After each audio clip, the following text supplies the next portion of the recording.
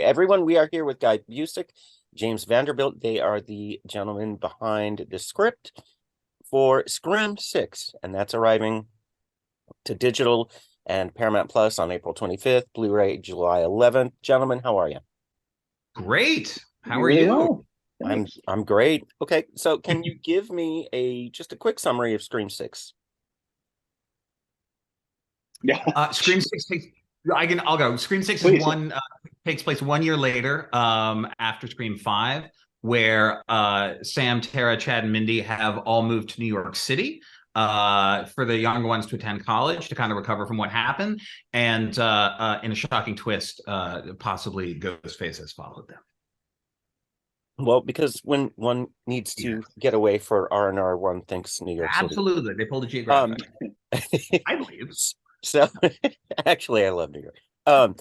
So how did you guys come into the Scream franchise family?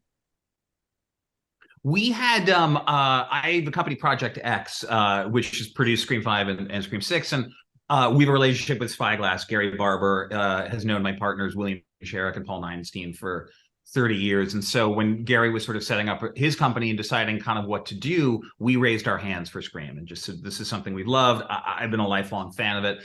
And Gary was kind enough to sort of let us run with it and produce it. And then the first thing that I did was call Guy Busick, who I've known forever, and say, would you want to write this with me? Because I knew we wanted to mount the Scream 5 quickly, and I needed somebody, working with me who I knew loved the franchise as much as I did.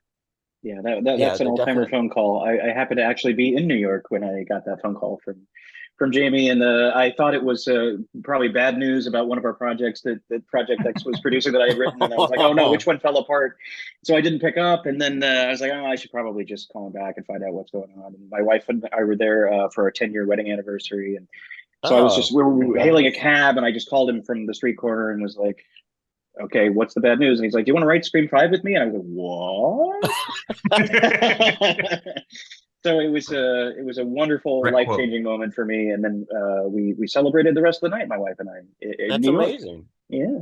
Now, is that how you came to decide? I mean, like, how did New York come into the story for Scream 6? I think I we think, actually talked about that maybe even during five. Like we were yeah. like, if we're lucky enough that this one works, and we never plan ahead. Every movie is its own meal because we've been in situations where it's like you want the thing to go for three movies, and then you can't count on that. So it's like, okay, what's the best movie for this moment? But I think during five we were like, if we're lucky enough, what is something really different and fresh that we could do with the franchise next?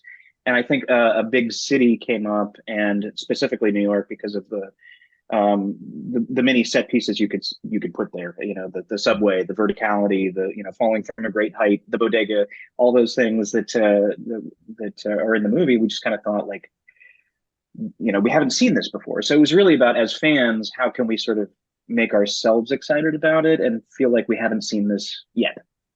Yeah, you definitely pulled the subway scene off. That was one of my favorite moments in the film. Thanks. So with this installment, what were the fresh ideas that you were really hoping, aside from a new, very different location? What was something fresh that you were trying to bring to the franchise? I think being able to tell the story of the two sisters was something that we were really excited about, and which we started to sort of explore in five. It's sort of five is very much about them sort of coming back into each other's lives, but they didn't actually have that much screen time together, Melissa and Jenna. And so in this movie, we really loved the idea of it being a story about siblings, and two sets of siblings, by the way, because Chad and Mindy are siblings as well. We kind of loved that and felt that was very different than the Sidney Prescott story that was told in the first five movies. So we loved that idea. We loved the idea of sort of a darker protagonist at the core of it, who's got all of this baggage with who her father is and sort of figuring out her place in the world and how much of him is in her.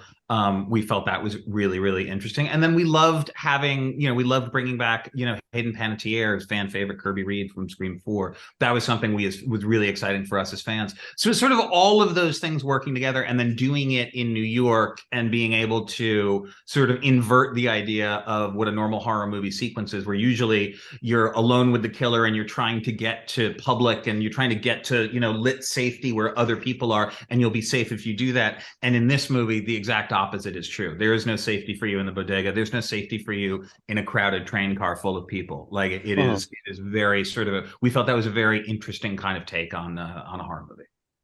Yeah, it was oddly isolated, claustrophobic and alone.